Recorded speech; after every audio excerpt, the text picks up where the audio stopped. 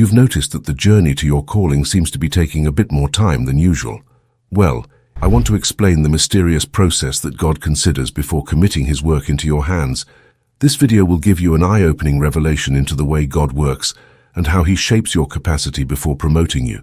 Without wasting much of your time, let's get right into it. It is often very easy to hear people pray to God asking Him to promote them or use them as He used the apostles of the Bible. This itself isn't a bad prayer, but the truth is, all of these mighty men and women God used in the Bible did something most people today don't do. They paid a price, and that price is something not many people are willing to pay. God can use anybody, but the type of character that a person has is what will determine how far God uses that person. And for Him to use you, He will first need to train you. And if He cannot train you, He cannot use you. For example, David was anointed as a young boy to be king over Israel, but it was many years of proving and preparation before he actually took the throne. Moses spent 40 years in the wilderness as a shepherd before God commissioned him to lead Israel out of Egypt. Even Jesus didn't begin public ministry until age 30, after spending years in obscurity obeying the Father and learning the trade of carpentry. Impatient people despise these seasons of training and testing that precede promotion. They want God to use them on their terms, in their timing, for their glory. However, God is not looking for self-promoters who exalt themselves. He is looking for humble servants who will put His kingdom first and submit to His development process. So what exactly is this process that God takes you through? Let's find out. Whenever you come to God with a willing heart to work for Him, God will accept you, but He will not immediately promote you to the position you are asking for. This is because if God promotes you quickly, you might also ruin that position due to immaturity. So what does God do? First, He will begin by testing you in little stages. These are known as micro-tests. A micro-test is a small test that God gives to you to see how obedient someone will be even in the small, mundane things. For example, you might be walking on the street and all of a sudden, God asks you in a small, still voice to pray. Or you might be about to go visit a friend and God tells you to stay home and read the Bible. He will give you these tiny little tests to see how you respond to the seemingly insignificant things.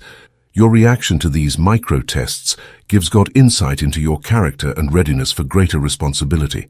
If you fail these micro-tests, God will realize that you still have a long way to go. In that case, He will give you time to grow, but He will not grant you the initial spiritual promotion request you had asked Him before, because you failed to pass the micro-stages. In Luke 16 verse 10, Jesus said, "He that is faithful in that which is least is faithful also in much, and he that is unjust in the least is unjust also in much." But let's assume you obeyed the still small voice and did pass these micro-tests of obedience in the small things. God will begin to increase the difficulty and sacrifice required in the assignments He gives you. These are called the macro-tests. At this stage, God examines your willingness to obey even when it's difficult, uncomfortable, or not what you expected.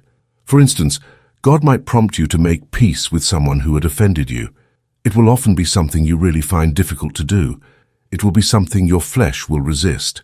He might tell you to donate money to a relative who has been struggling, and that money might be all you had left. Ultimately, these particular tests reveal whether your faithfulness is conditional and your obedience has limits.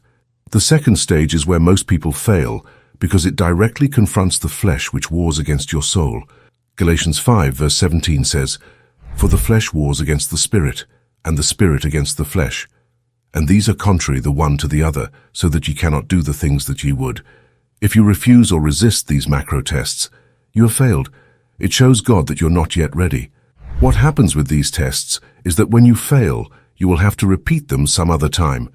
So if you end up never passing the first two stages, you might never end up being used by God as you always aspired to.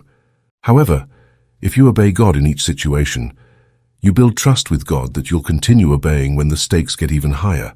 That's why Jesus said, "If you've been faithful in little, you'll be faithful in much." The character developed in the small tests qualifies you for greater tests and responsibilities. Now let me give you a real-life example of how this process works. Imagine this scenario. You've dedicated your life to Christ, and you have a burning desire to serve as a pastor. You pray earnestly for God to use you in powerful ways for His glory. You pass through the initial stages of your journey, and then one day you find yourself at a new church, ready to begin your service. Upon your arrival, you might expect God to appoint you as the lead pastor immediately, given your fervent dedication. But what does God often do? Instead of placing you in the pulpit, He might guide you to the children's department to serve. In many cases, this unexpected turn can be discouraging. You may even question God's choice, wondering why you're not immediately in the role you envisioned as the lead pastor. In most cases, many people get upset and disappointed. You might begin to feel upset and ask God why on earth He's sending you to the children's department when He clearly knew that you wanted to be the lead pastor. After working in the children's department for a while, you might then expect God to promote you into finally becoming that minister you always dreamt of. But what will He do? He might instead instruct the senior pastor to assign you to the ushering department, which can be another discouraging test. At times, it may feel like the devil is throwing your way some of the most tempting trials you've ever faced. As you stand at the door, ushering people to their seats, some may resist your directions. This can be infuriating, and you might start thinking, "This isn't what I signed up for," or "This church doesn't appreciate my gifts." In response to your frustration and bitterness, the devil might influence you to express your dissatisfaction to the pastor and consider leaving the church. Some might even say, God has called them to leave the church and start their own church. As soon as you leave that church, you have instantly failed. Trust me when I say this. This is where many fail. God was ready to test the quality of their character by taking them through stages, but they just weren't patient enough to allow Him to finish His work. The truth is, you may proceed to start your own ministry or church, but no matter how hard you work, it might not thrive because God didn't give you the green light. Do you now see why there are many churches that were not started by God? Many people started churches because they weren't patient, and because they did it by their own will, miracles and conversions don't take place, which sometimes leads ministers to become fake or false to prove that God is with them. But had you humbled yourself and continued to usher as God had told you to, perhaps God would have used you to pray for a sick person where you were, and with that person receiving their healing and giving testimony, you would have gained exposure. Thus the grace of God upon your life would have been evident. Galatians chapter 4 verse 1 says, "Now I say, as long as the heir is a child, he does not differ at all from a slave, although he is owner of everything, but he is under guardians and managers until the date set by the Father." So you see, promotion comes from the Lord. Never ever rush ahead of God's timing. Remain faithful where you are planted until the Master sees fit to transplant you.